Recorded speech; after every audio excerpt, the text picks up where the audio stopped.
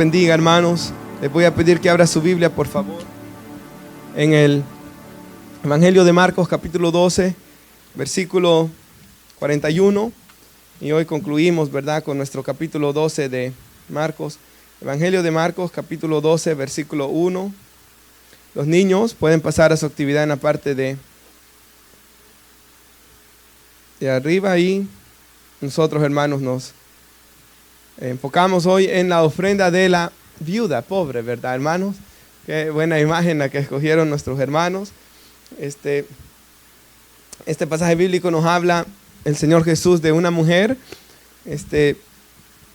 Era viuda, hermanos, y que da lo último que ella tenía como ofrenda al Señor. Cuando lo tengan me va diciendo un amén. Amén. Dice la palabra del Señor nuestro Dios, ¿verdad? Estando Jesús sentado delante del arca de la ofrenda, miraba cómo el pueblo echaba dinero en el arca, y muchos ricos echaban mucho. Y vino una viuda pobre y echó 2 blancas, o sea, un cuadrante. Entonces, llamando a sus discípulos, les dijo Jesús, ¿verdad? De cierto os digo que esta viuda pobre echó más que todos los que echaban en el arca, porque todos han echado de lo que les sobra, pero esta de su pobreza echó todo lo que tenía, todo su sustento. Mantenga la Biblia abierta ahí, puede sentarse, hermanos. Ahora, cuando yo meditaba, hermanos, en esto, recuerdo las palabras de un pastor que se llama Daniel Akin, y este hermano es pastor, presidente de seminarios también, por lo menos de un seminario fue presidente, si recuerdo bien. Pero él dijo esto en uno de sus libros: la Biblia tiene mucho que decir en cuanto al dinero, dice. Porque es cierto, hermanos. La Biblia habla mucho en Proverbios, en Mateo capítulo 6, en muchas partes de las Escrituras. Habla mucho sobre el dinero. Luego dice Daniel Akin: el problema es que la mayoría de gente no le gusta lo que la Biblia dice. Y ahí es donde está el problema. La Biblia dice mucho. El problema es, dice él, de que a la gente no le gusta. Y yo creo, hermanos, de que eso es cierto, ¿verdad? En gran parte. Pero cuando estaba pensando en esto, hermanos, yo pensaba en las palabras del apóstol Pablo a los ancianos de Éfeso en Hechos 20, donde el apóstol Pablo se está despidiendo de ellos y les dice que nunca lo van a volver a ver. Y usted sabe que el pasaje termina con todos llorando, abrazando a Pablo, porque era el último día que lo iban a ver. Pero Pablo les dice algo entre el discurso que él les da, y él les dice: yo les he predicado todo el consejo de Dios, todo el consejo de Dios, lo que significa que él les predicó toda la palabra, ¿verdad?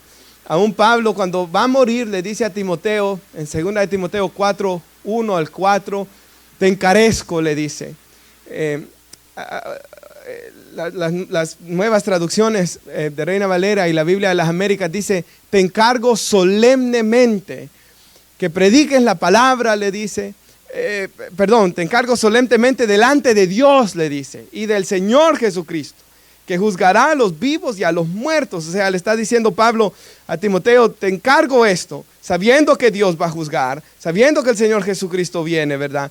En su manifestación y en su reino, Él juzgará vivos y muertos. Le dice Pablo: predica la palabra y insta a tiempo y fuera de tiempo, o sea, en cualquier temporada.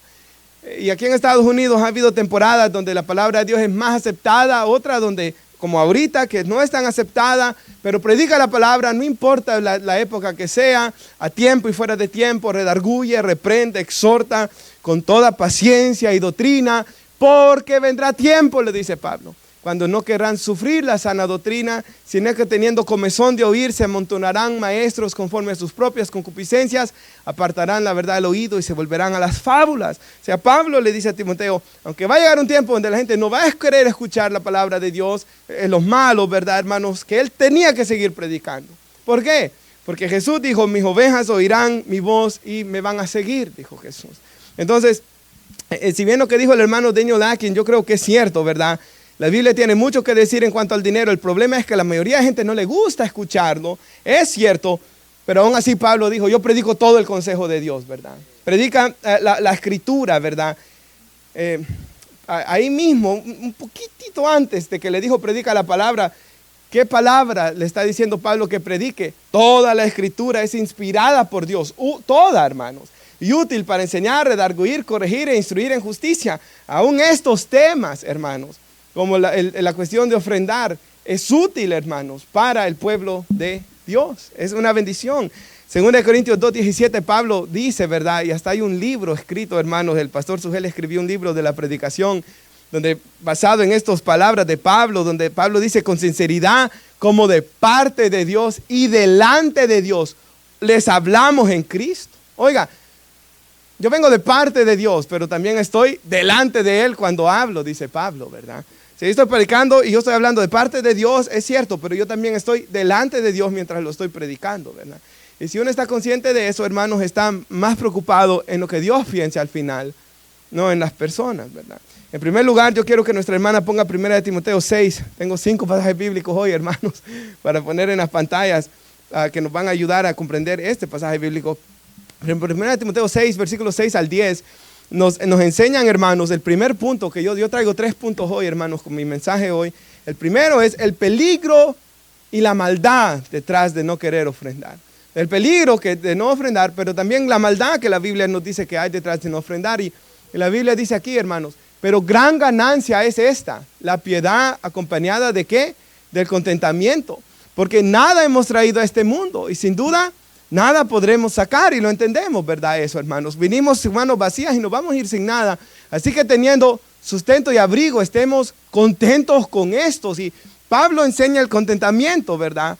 Pablo dice a los filipenses, yo he aprendido a contentarme en cualquier situación, ¿verdad? Sea que estuviera preso o estuviera libre, sea que estuviera saciado, como que si tuviera hambre, sea que tenga abundancia o escasez. Ahí es el famoso versículo, todo lo puedo en Cristo que me fortalece. Entonces Pablo está diciendo, mi contentamiento no viene de mis posesiones, mi contentamiento viene de Cristo, ¿verdad? Algo que vamos a ver, hermanos.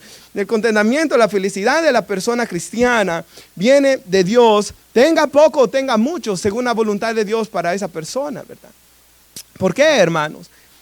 Porque los que quieren enriquecerse, dice Pablo, o sea, el que quiere hacerse rico, cae en tentación y lazo.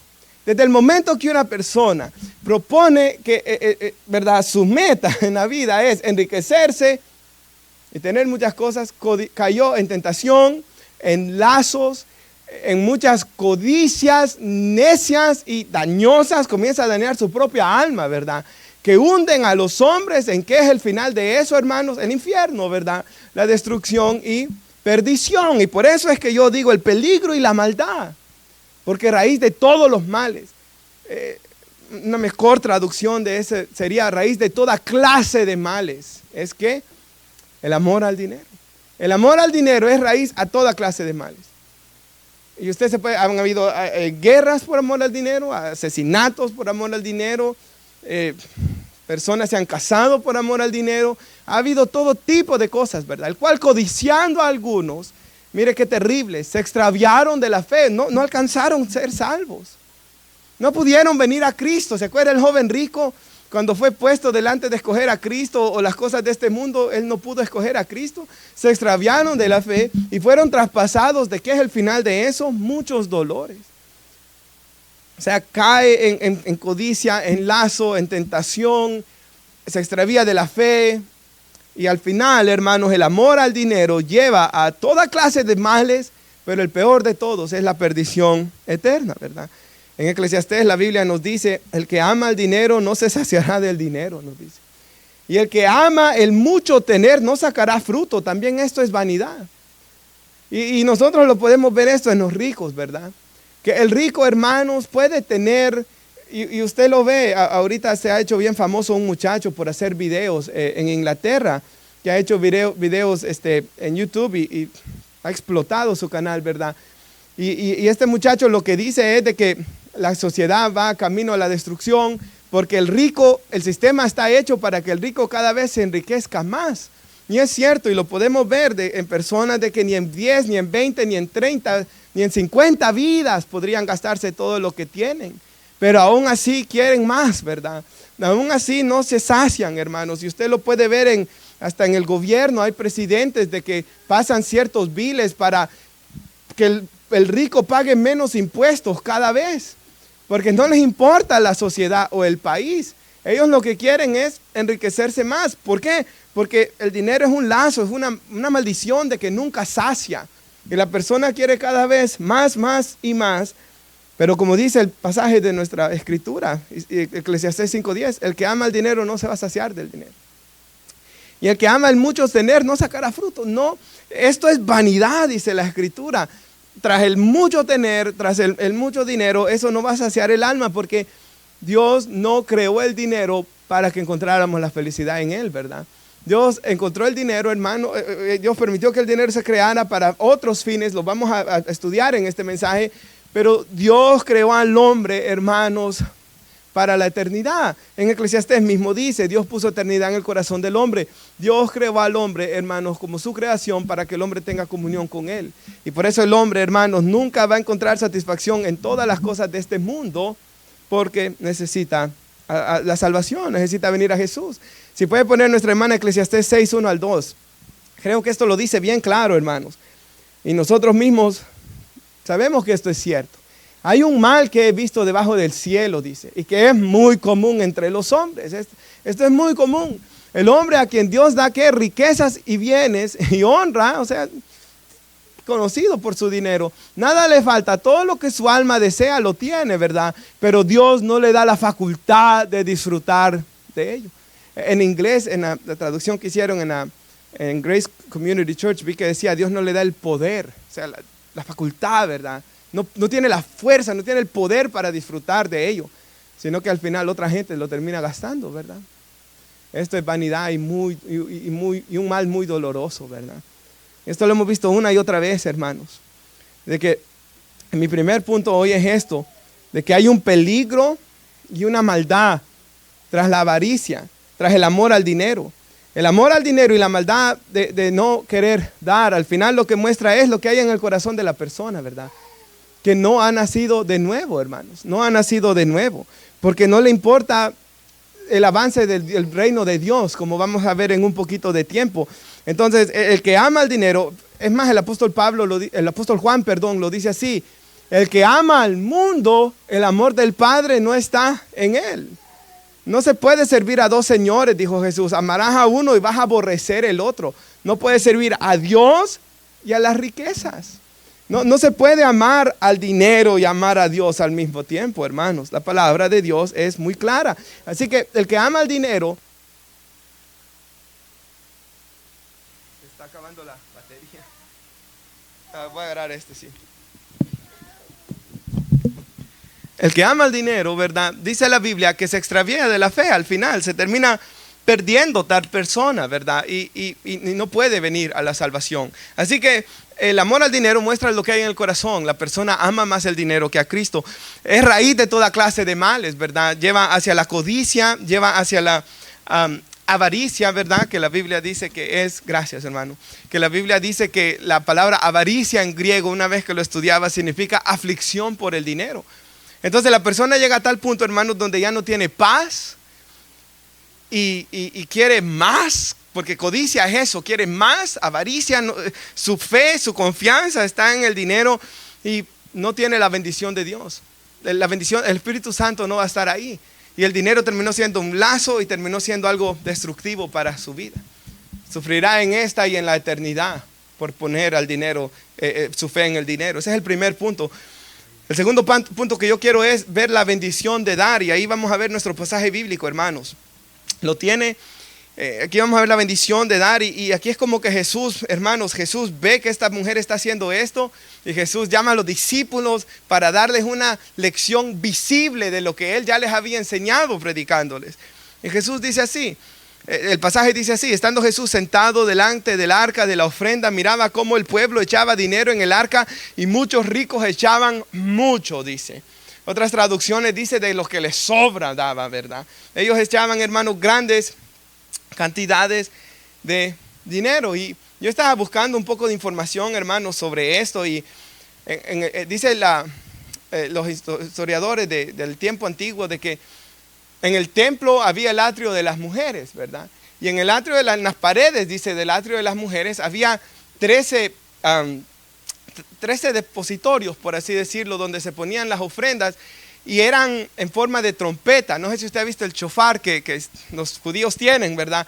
Eran en forma de shofar, en esa forma esa como trompeta judía, y ahí echaban el dinero y sonaba duro. Entre más moneda grande echaba o entre más dinero echaba, más duro sonaba. Cada vez que alguien ofrendaba algo ahí, dicen que hacía ruido.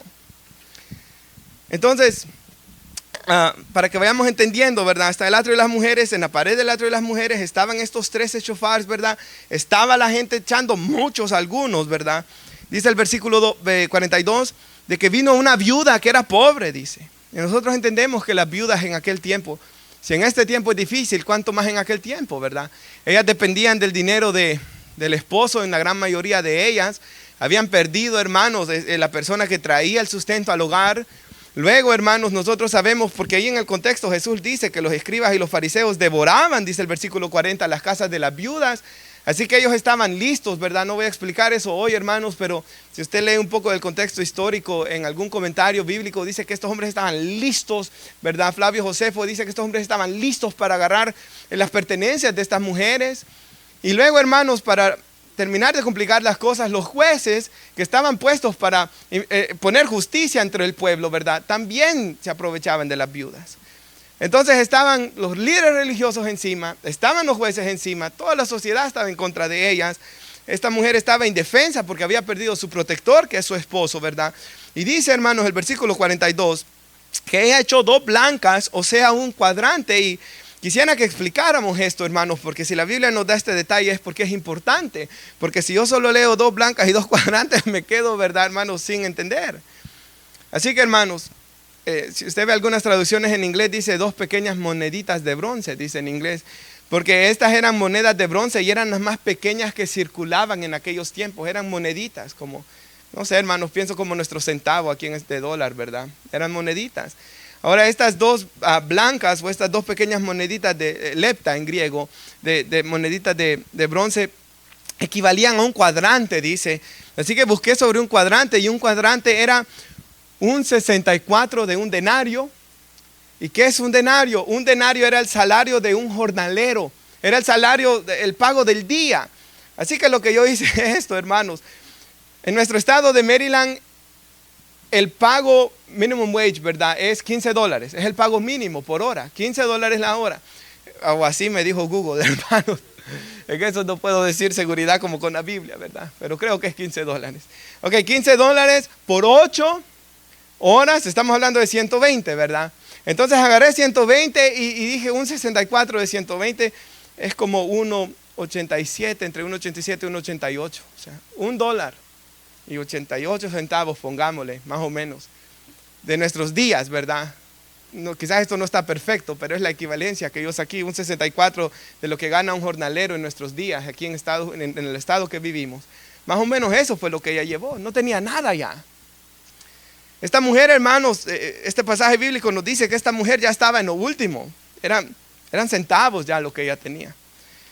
Dice el versículo 43 de que entonces llamando Jesús a sus discípulos les dijo: de cierto os digo, lo tenemos, hermanos, que esta viuda, le dice, pobre, echó más que todos los que echaban en el arca. Y es cierto de que yo estoy seguro de que ella fue la que menos dio, hermanos, porque llevó centavos ahí. Ante los ojos de los hombres, sin lugar a dudas, esta mujer fue la que menos dio. Pero aunque la cantidad fue poca, el amor con el que ella lo dio, su sacrificio fue grande, ¿verdad? Y a Jesús le agradó más la ofrenda de esta mujer que la de todos los demás. Porque como vamos a ver, dar es un acto de adoración. Dar es un acto de adoración. Estamos adorando a Dios con lo que damos. Entonces dar es un acto de adoración y ya hemos visto la situación desesperante de esta mujer, ¿verdad? Hemos visto el lugar donde ella estaba en el templo en Jerusalén. Yo no sé si ella, ¿verdad? Lo más seguro es que en el templo no cualquier persona llegaba, hablando de, ella hizo un viaje para llegar ahí, ¿verdad? Aunque viviera cerca, se esforzó en llegar hasta ahí. No fue a una sinagoga, sino que ella fue al templo también, hermanos. El lugar más santo que había en Israel, y ahí ella pone, ¿verdad? Esta ofrenda sin saber, o a saber si estaba ella consciente, pero Jesús la estaba mirando, ¿verdad? Y ella ahí estaba dándolo, hermanos. Orando a Dios y quizás ella no sabía que el Salvador del mundo estaba ahí. Lo que sí estoy seguro que ella no sabía es que iba a quedar escrito en la Biblia para que fuese leído como un ejemplo de devoción. Así que dar es un acto de adoración. Y lo que al Señor le importa es la actitud del corazón, hermanos. Ahora, estudiábamos hace unos días de que debemos amar a Dios con todo nuestro corazón, con nuestra alma, con nuestras fuerzas. Y este es un ejemplo de ello, ¿verdad? Esta mujer, hermanos, amó al Señor y dio esta ofrenda, ¿verdad? Y me gusta lo que dijo el profeta Samuel, lo que Dios le dijo al profeta Samuel. Primera de Samuel 16:7. Dios no mira lo que mira el hombre, pues el hombre solo mira lo que está afuera, ¿verdad? Mas el Señor mira ¿qué, hermanos? El corazón, ¿verdad? Dios, hermanos, ahí en 1 Samuel 16 le dice al profeta: yo no miro lo que mira afuera como ve el hombre. Se miraba como lo más ¿verdad? Insignificativo ante los ojos de los hombres, pero ante los ojos de Dios esta fue la ofrenda de más valor de todo aquel día, ¿verdad? Yo quisiera poner en las pantallas, nuestro hermano lo leía, por cierto, casualmente, 2 Corintios 8, 6 al 8. 2 Corintios 9, perdón, 2 Corintios 9, 6 al 8. Y yo quiero que lo pongan en la Nueva Biblia de las Américas, porque se entiende un poco más el versículo 7 en esta traducción. Esto les digo, dice, esto se traduce igual, ¿verdad? El que siembra escasamente también, ¿qué? Va a cegar, ¿verdad? Es obvio, hermanos. La palabra de Dios lo enseña en el Antiguo y en este caso en el Nuevo Testamento, de que el que siembra escasamente segará. El que siembra abundantemente también segará abundantemente, ¿verdad? Abundantemente también segará. Pero aquí dice, y esta es la razón por la que estoy usando este versículo hoy, porque vemos nuevamente, hermanos, que lo que a Dios le importa es la actitud del corazón cuando damos. Cada uno dé como propuso en su corazón, ¿verdad? No de mala gana, ni por obligación, y por eso uso esta traducción, porque literalmente eso es lo que está hablando el idioma original. Que no esté dando, ¿verdad? Porque se sienta obligado a hacerlo. Porque Dios no ama, Dios no recibe eso, ni tampoco si se da de mala gana. El Señor recibió la ofrenda de esta mujer por el amor con el que lo dio, ¿verdad? Porque Dios ama al que da con alegría, ¿verdad? Y Dios puede hacer que toda gracia abunde, y ahí me gusta. El dar es que damos, como vamos a ver más adelante, por la obra de gracia que ya Dios está haciendo en nuestros corazones. El dar, hermanos, es una muestra de lo que Dios ya ha hecho en nuestros corazones. Y así dice aquí el apóstol Pablo: Dios puede hacer que toda obra de gracia, ¿verdad? Que toda gracia abunde para ustedes, a fin de que teniendo siempre lo suficiente en todas las cosas, abunden para toda buena obra. El Señor nos salva si estamos en Cristo verdaderamente. Dice Efesios 2:10, somos hechura suya, creados en Cristo Jesús. ¿Para qué? Buenas obras, las cuales Dios preparó de antemano para que anduviéramos en ellas. Y parte de esas buenas obras, hermanos, es el tener un corazón que da. Y para que este punto quede claro, estamos viendo la bendición de dar. Pero a la hora de darlo debemos hacer, hermanos, lo que a Dios le importa es la actitud del corazón, cómo lo damos. En el libro de los Hechos, al final del capítulo 4, en el capítulo 5 vemos el pecado de Ananías y Zafira, ¿verdad? Nunca he visto una predicación de ese capítulo, por cierto.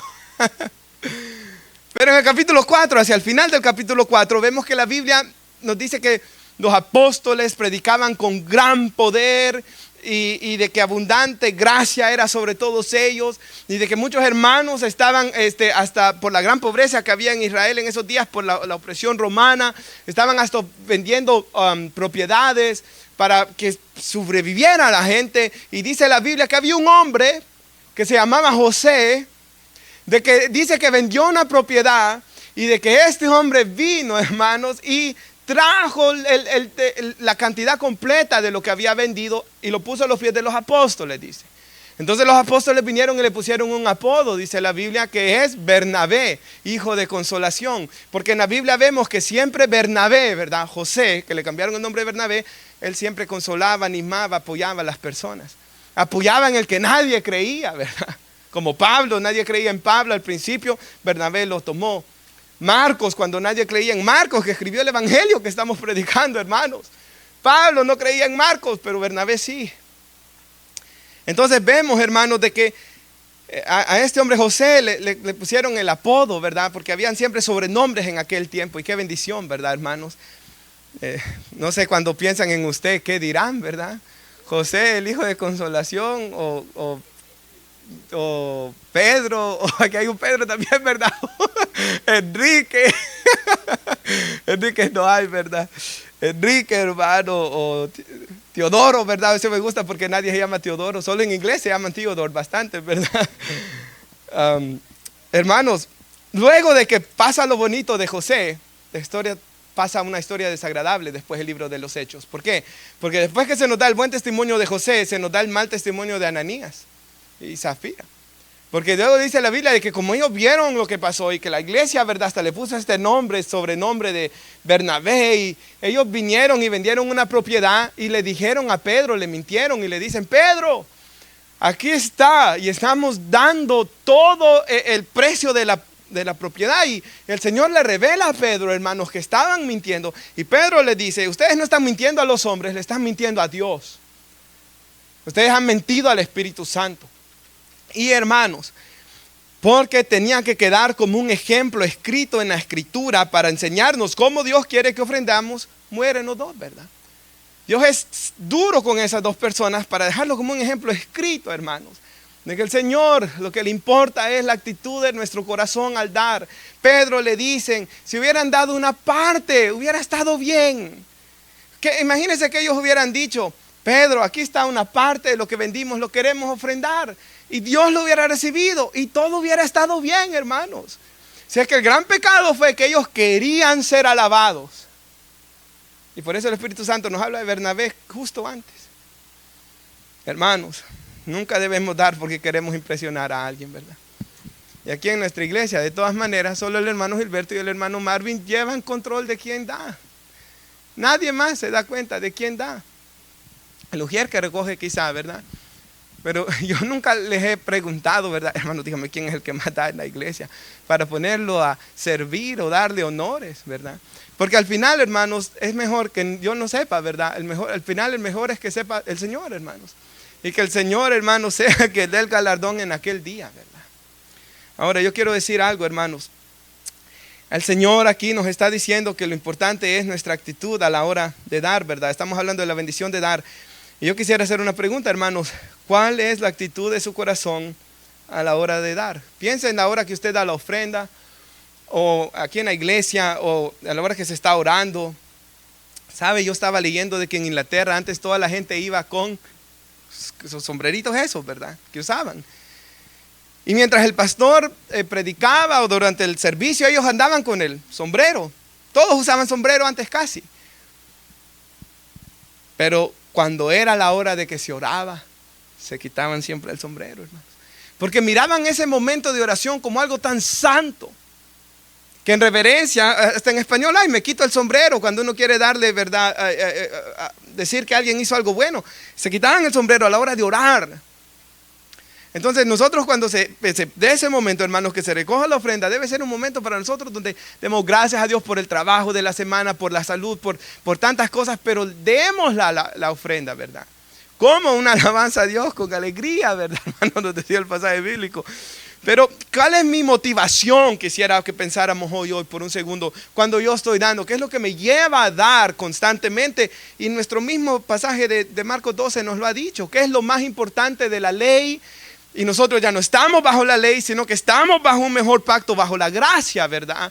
Pero si vemos la ley y la gracia, ¿qué es lo más importante de ambos pactos? Amar al Señor nuestro Dios con todo el corazón, alma y fuerza, y a nuestro prójimo como a nosotros mismos. Y en eso, mientras yo pensaba en la semana y oraba por esta predicación, yo pensaba, mi motivación al dar debe ser siempre que yo doy por quien Dios es, hermanos, porque Él es digno, ¿verdad?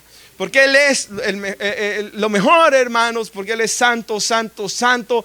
Y debo dar, ¿verdad? Porque si Dios, lo leíamos el domingo pasado, Romanos 8:32, si Él no se reservó ni su propio Hijo, ¿verdad? No escatimó a su Hijo, sino que lo dio por todos nosotros, Él lo entregó por nosotros. ¿Cómo no también nos dará juntamente con Él todas las cosas, ¿verdad? Damos, hermanos, en gratitud a nuestro Dios, porque por quién Él es y por lo que Él ha hecho por nosotros, porque Él nos ha salvado. Como decía el pasaje de 2 de Corintios 9, ¿verdad? Dios hace que esta gracia abunde. Es la gracia de Dios, hermanos. Ahora yo comencé a dar antes de ser cristiano, pero porque escuché una mentira, hermanos. Escuché el evangelio de la prosperidad. Como yo conté una vez aquí, ¿verdad? Mi mamá, me recuerdo de que me llevó a trabajar donde ella trabajaba cuando yo tenía 15 años, ¿verdad? Y me recuerdo, hermanos, de que a veces cuando iba a la iglesia, me recuerdo de que a la hora de la ofrenda, ¿verdad? Esto no me lo dijeron en la iglesia, ¿verdad? No me recuerdo dónde fue que yo lo escuché. Sinceramente no me recuerdo dónde fue que lo escuché, pero que si uno le daba a Dios $10, Él iba a dar 100 o cosas así, ¿verdad? Entonces yo daba, hermanos, pero esa era mi motivación, ¿verdad? Yo quiero que Dios me dé. Yo quiero tener una casa cuando sea grande. Y ahí estaba mi mente. Nuevamente, 15 años, ¿verdad? Cuando el Señor me salvó, me recuerdo que en el 2010 hubo un tiempo, hermanos, donde Dios de verdad trató bastante conmigo. Y me recuerdo que hubo un predicador que habló de misiones en una campaña que se hizo en Anápolis. Y cuando él habló de misiones y cuando él habló de estas cosas, hermanos, ahí mi mente comenzó a cambiar, ¿verdad? Sobre cuál era mi razón para dar, ¿verdad? Y en primer lugar, hermanos, debemos dar conforme los años uno va comprendiendo, conforme uno va conociendo a Dios, ¿verdad? Conforme Dios lo salva a uno, damos por amor a Dios, pero damos también por amor al prójimo. ¿Por qué? Porque yo solo quiero que por un segundo pensemos en 2000 años de cristianismo que ha existido. En estos 2000 años, hermanos, el Señor nuestro Dios ha usado el dinero y las ofrendas de su pueblo para expandir el evangelio hasta el día de hoy. Si el pueblo de Dios no hubiera dado en el pasado, Dios a veces usa a los paganos para dar, ¿verdad? Pero hermanos, Dios usó a su pueblo para dar, para que el evangelio se expandiera, ¿verdad? Si no hubiera usado a los paganos, hermanos, ¿por qué ha ocurrido eso, verdad? Cuando a veces el creyente es tacaño, hermanos, Dios usa al de afuera. Y eso lo hemos visto muchas veces también. Pero hermanos, en los 2000 años, hermanos, los edificios que han habido, donde la iglesia se ha reunido, nosotros estamos hoy reunidos aquí, ¿verdad? Este lugar, hermanos, no es de nosotros, pero estamos aquí reunidos por ofrendas que otra gente dio antes. Yo no me recuerdo el año exacto que el lugar se hizo, ¿verdad? Este edificio se construyó. Pero estamos aquí reunidos, hermanos, por el dinero que otros dieron. Para que aquí se predique el evangelio, para que aquí se hagan discípulos, para que aquí algunas personas conozcan a Cristo por primera vez o algunos se reconcilien, ¿verdad? Hermanos, en los seminarios donde se ha instruido pastores y misioneros y se les ha preparado para la obra del ministerio, hermanos, esos seminarios en gran parte dan a veces, hermanos, cuotas mucho más bajas para pastores o misioneros por las ofrendas que el pueblo de Dios está dando en la actualidad. Yo estaba pensando también en la distribución de Biblias, ¿verdad? La Biblia ha sido traducida a tantos idiomas, hermanos, por esas personas que se dedican su vida a estudiar los idiomas originales para escribir las traducciones de las escrituras. Se pueden dedicar a eso y se pueden comprar tantas Biblias y se pueden repartir tantas Biblias por las ofrendas del pueblo de Dios. Los misioneros que están predicando en todo el mundo se sostienen en gran parte por las ofrendas de la iglesia. Cuando nosotros fuimos en el viaje misionero, de que escogían, todos los años escogen 100 pastores plantadores con NAM para enviarlos en grupos de 10 a 10 países, y en el grupo que nosotros íbamos era Asia Central, ¿verdad? Yo le he contado y nos reuníamos ahí, y algo que vino a mi mente cuando estaba preparando este mensaje, cuando estaba pensando en este mensaje hoy, hermanos, no cuando lo preparé, pero cuando estaba pensando, y ahorita Dios me recordó otra vez de esto, es de que todos los grupos misioneros que nos reunimos, ¿verdad? Porque como allá es tan peligroso, ahí a Turquía llegaron de Irán, llevaron algunos de Afganistán, me recuerdo que estuvieron ahí, gente blanca, antes del 9/11 y después del 9/11, y hasta el día de hoy que el gobierno de Estados Unidos se fue, ahí están hoy, estuvieron todo lo feo. Y todas esas parejas, esas familias de misioneros que estuvieron en esos lugares tan difíciles, y hermanos, todos nos dieron las gracias por las ofrendas que van. O sea, por eso le dan la experiencia al pastor plantador, para que la iglesia que se plante aporte a las misiones. Y nos llevaron para que lo viéramos, pero todos nos dieron las gracias. Así que todo el trabajo en la obra del Señor se hace y se ha hecho en estos 2000 años gracias a las ofrendas que ha dado el pueblo del Señor. Así que cuando damos, no damos solo porque amamos a Dios, que es lo primero, pero damos también porque queremos que almas sean salvas, porque por amor hasta a nuestros propios hijos, ¿verdad? Que van a crecer aquí, por amor a nuestro prójimo, por amor a las almas perdidas, es que damos. Y recuerden lo que Pablo dijo, lo estudiábamos hace unos domingos atrás, 1 Corintios 13, si yo, dice él, vendiera todos mis bienes para dar a los pobres y no tuviera amor, dijo él, de nada me sirve. Entonces es importante lo que este pasaje bíblico nos enseña hoy de esta ofrenda de esta mujer. Es la actitud del corazón, ¿verdad? Es lo que importa, hermanos. De todos esos que dieron, esta fue la ofrenda que le agradó al Señor Jesús. Y hermanos, es muy importante que lo hacemos en amor a Dios, por quien Él es, por lo que Él ha hecho en Cristo y en amor a su obra. Ahora, en la bendición de dar es eso. En primer lugar, es una bendición dar porque da testimonio de lo que Jesús ha hecho en nuestro corazón, que el amor de Dios ha sido derramado en el corazón. Pero en segundo lugar, la bendición de dar es de que Dios promete, hermanos, suplir cada una de nuestras necesidades, ¿verdad? El más famoso de los versículos es Mateo 6:33, ¿verdad? Donde en Mateo 6 Jesús ha estado hablando del afán, de la ansiedad, de preocuparse por el día de mañana. Cada día traerá su propio afán, bástale a cada día su propio mal. Problemas siempre van a haber, pero en medio de todo eso Jesús dice, miren las aves, yo las cuido. Miren la creación, ¿verdad? Miren el pasto, yo lo cuido. Y luego dice el Señor, ¿verdad? Busquen primeramente el reino de Dios, su justicia. Todas las demás cosas vendrán añadidas, ¿verdad? Entonces la Escritura siempre promete, hermanos, que Dios va a suplir las necesidades. Ahí mismo en Filipenses 4, donde Pablo dijo, ¿verdad? He tenido hambre, he estado saciado, todo he aprendido a contentarme, todo lo puedo en Cristo que me fortalece. Pablo ha recibido una ofrenda de ellos, ¿verdad? Por eso Pablo les está dando las gracias. Y en Filipenses 4:19 Pablo dice, mi Dios suplirá todas vuestras necesidades conforme a ¿qué? Sus riquezas en gloria en Cristo Jesús, ¿verdad? No he visto justo desamparado ni su descendencia que mendigue pan, ¿verdad, hermanos? Y así podría seguir con un montón de más.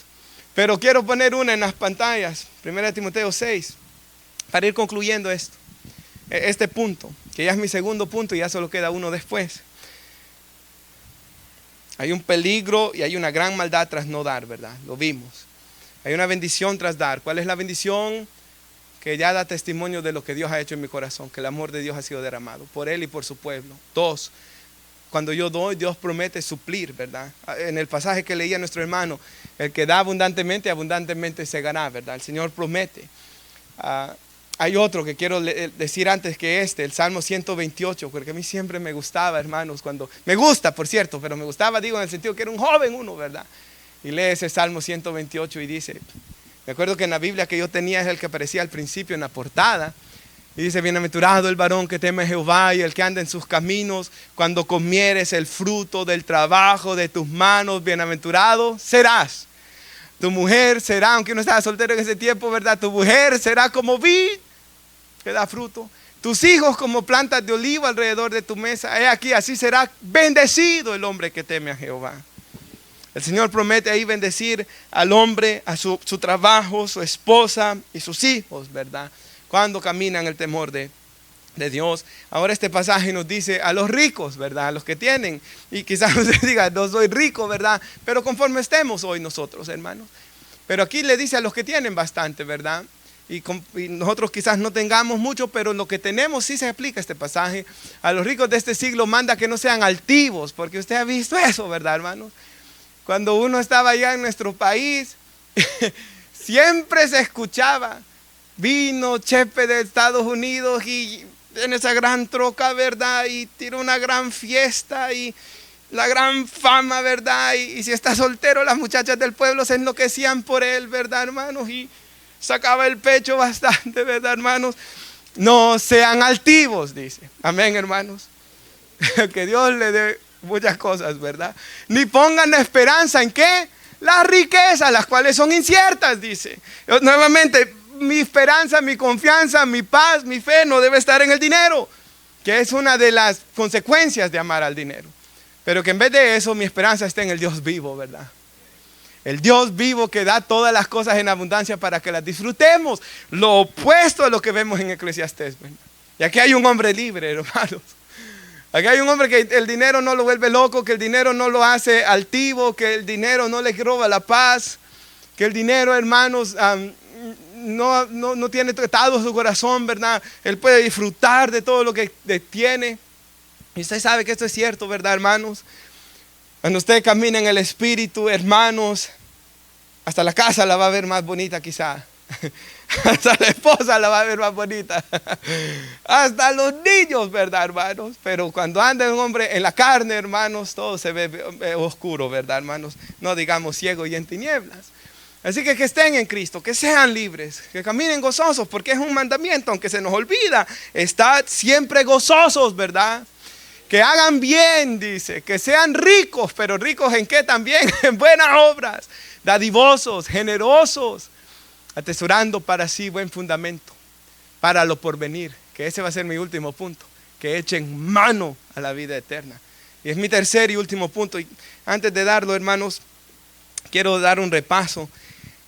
Vimos el peligro de no dar, el peligro y la maldad tras no dar, ¿verdad?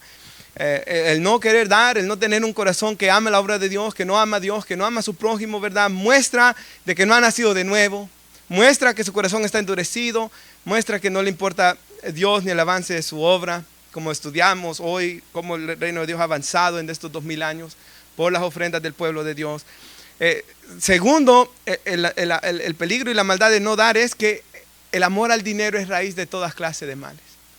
Y que la persona cae en codicia, siempre quiere más, en avaricia, siempre está afligido por el dinero, su esperanza está en el dinero, lo cual lleva al tercero, va a estar insatisfecho.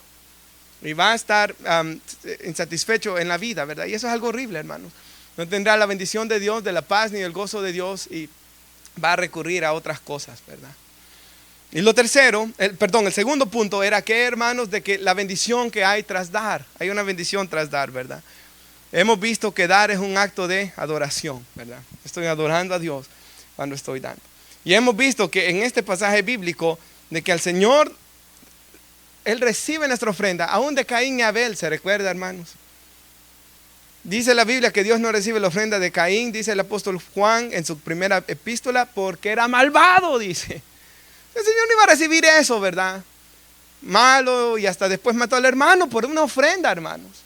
Pero de Abel la recibió por su corazón. Hebreos 11 dice, porque Abel la dio con fe, por fe dio esa ofrenda. Mientras el otro no, hermanos. Entonces debemos hacerlo con fe, debemos el puerto de Dios en la actitud de nuestro corazón. Mi motivación para dar debe ser quién es Dios. Y aparte lo que Él ha hecho por mí, su Hijo, la muerte de su Hijo. Y segundo, amo a Dios y amo su obra. Y quiero que almas conozcan el Evangelio, ¿verdad? Quiero, hermanos, que el Evangelio siga avanzando. Quiero que el Evangelio llegue a otras naciones. Ahora el tercer punto es, en esta cuestión, un día, y por eso dice el pasaje bíblico, atesorando para sí, y manténgalo ahí, hermana, gracias, fundamento para lo porvenir. Echando mano a la vida eterna, dice. Tercer lugar, un día voy a estar delante de Dios y daré cuentas por el uso de mis bienes. Un día voy a estar yo delante de Dios y voy a dar cuenta. ¿Por qué? Y aún el Señor lo dice, ¿verdad?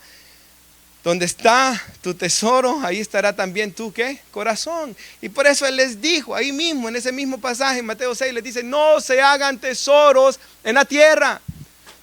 Ya habla del ladrón, y habla del orín que corrompen, ¿verdad, hermanos? Que destruyen aquello. Hablando que esto es pasajero, ¿verdad? Háganse tesoros en los cielos, donde no llegan ladrones, ni nada se corrompe. Donde todo es eterno, les está diciendo Jesús ahí. Donde esté su tesoro, estará su corazón. Si mi corazón está en atesorar las cosas de la tierra, pues muestra que soy terrenal, mundano y en tinieblas. Mas si mi tesoro y mi corazón está en las cosas del reino de los cielos, muestra, hermanos, lo que hay en mi corazón. Y hay un consejero cristiano, creo que se llamaba Ron Blue, creo que se llama él.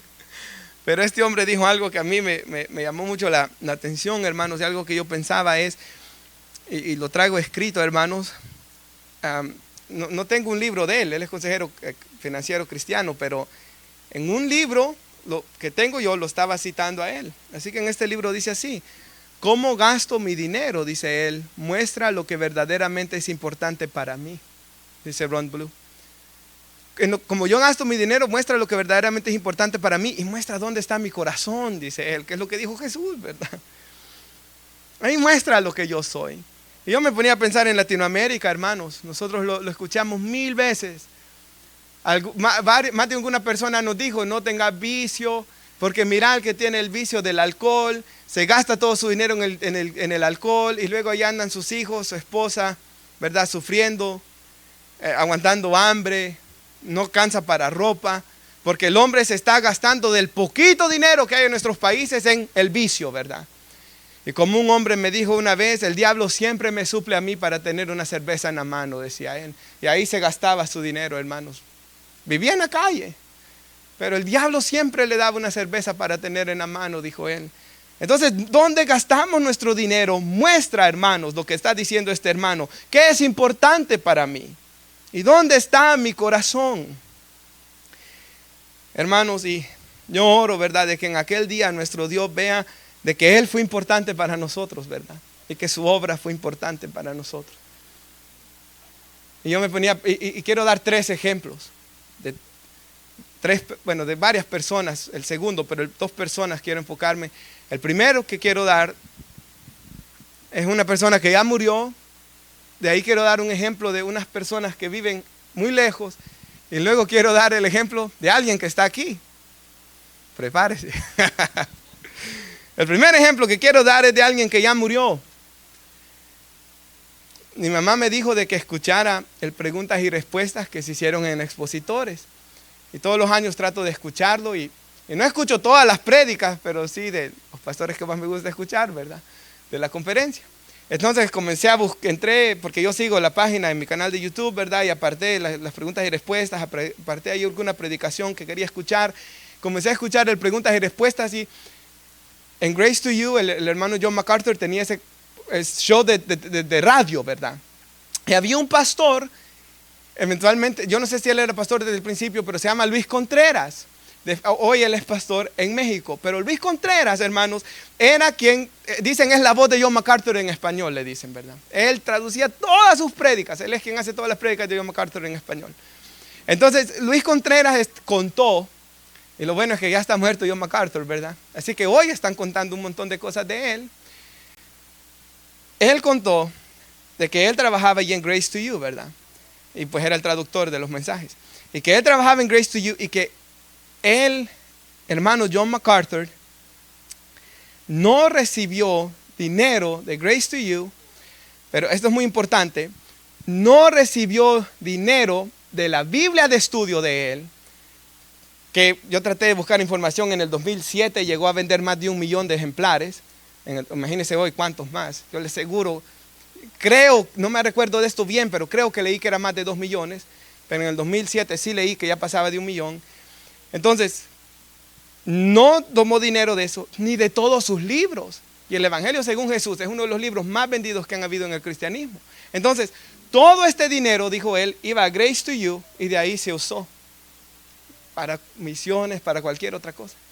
Y por segundos yo me puse a pensar, ¿a cuánto dinero renunció John MacArthur de ahí?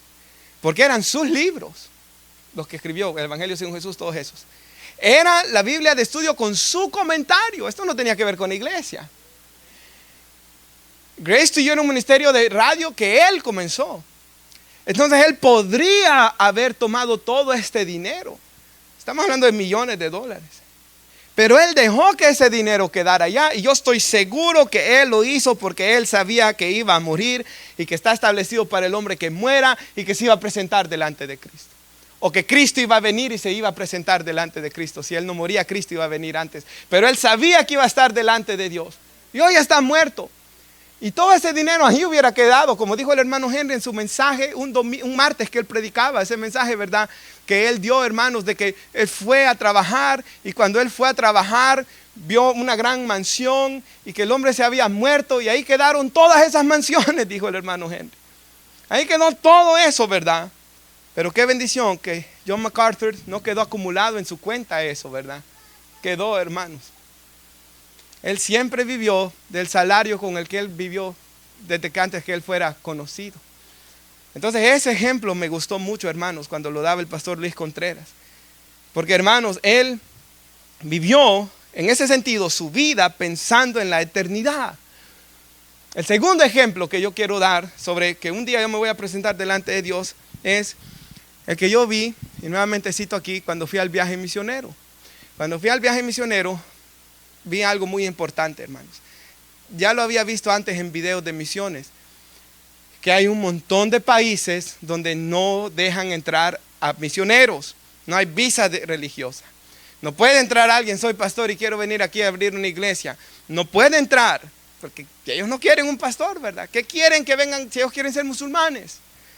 Pero la manera como muchos de esos misioneros entran a esos países es por medio de ¿qué? De su profesión.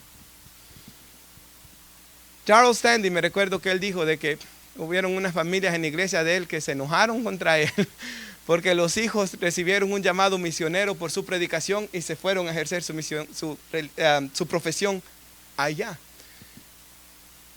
Entonces, hermanos, yo vi un testimonio una vez de un hombre que trabajó mecánica de aviones y se fue a ejercerlo en Tailandia, creo yo. Entonces, vemos y de los misioneros que yo conocí, uno era ingeniero, hermanos, era ingeniero. En la presentación que nos dio, él mostró cómo usó la ingeniería para ayudar el lugar donde él llegó, que era muy pobre, hermanos, y levantó una iglesia. Para cuando lo sacaron a él del país, ya quedó una iglesia de más de 50 personas ahí. Entonces, pensaba en estos ejemplos, hermanos, de hombres que tenemos en nuestros días que prefirieron a Dios antes que el dinero. Que prefirieron amar a Dios, que prefirieron, imagínense ese John MacArthur, hermanos, es que de verdad, ¿cuántos millones de dólares él dejó ir ahí? Estamos hablando de millones. Estos hombres, hermanos, que conocía ya, algunos, como ese que es ingeniero, Jamie se llama él creció sus hijos en el campo misionero. Crecieron sus hijos. Gracias al Señor que son creyentes. Pero los creció toda una vida, hermanos. Porque saben que un día se van a presentar delante de Dios. Porque saben que si hubieran vivido solo para enriquecerse aquí, mueren y ese dinero ahí queda. Pero hermanos, en vez vivieron para impactar los corazones de las personas y para Dios. Y el último y el más grande ejemplo es alguien que está aquí. Y se puede poner nuestra hermana 2 Corintios 8, versículos 8 al 9. No hablo, dice él, como quien manda, dice aquí Pablo, porque están recogiendo una ofrenda, ¿verdad? Sino para poner a prueba vuestro amor. Para poner a prueba por medio de la diligencia de otros. También de los otros, los macedonios, ¿verdad? Que aunque eran pobres, dieron más allá de sus fuerzas. Pablo se los pone como ejemplo a los corintios y les dice, por medio de la diligencia de otros, también la sinceridad de vuestro amor. Pablo dice, yo quiero probar la sinceridad de su amor. Nuevamente, el dar muestra lo que hay en nuestro corazón, ¿verdad? Pero ¿cuál es el ejemplo que yo quiero dar? Porque ya conocéis la gracia de nuestro Señor Jesucristo, quien está aquí entre nosotros, ¿verdad, hermanos? Nuestro glorioso Señor que prometió estar en medio de su pueblo cuando su pueblo se congrega, dice, ya conocen la gracia de nuestro Señor Jesucristo, quien por amor de ustedes se hizo pobre, siendo que, hermanos, rico, y ahí manténgalo, para que vosotros con su pobreza fueran enriquecidos. Y piensen eso, hermanos. Si hay alguien que dejó más, el que más dejó es nuestro glorioso Señor y Salvador Jesús, quien el apóstol Pablo dice, el cual siendo en forma de Dios no estimó ser igual a Dios como cosa que aferrarse. ¿Cómo me voy a querer aferrar yo a las cosas de este mundo entonces? Si él, hermanos, dejó el ser igual a Dios, y él dejó, hermanos, la gloria de su trono celestial, sino que él se despojó a sí mismo, tomando forma de siervo, hecho semejante a los hombres, y estando en la condición de hombre, se humilló a sí mismo, haciéndose obediente hasta la muerte y muerte de cruz. Y ahí es lo que él habla de su pobreza. Él se despojó, ¿verdad, hermanos? Él teniéndolo todo se hizo pobre, para que por medio de su sacrificio, ¿verdad?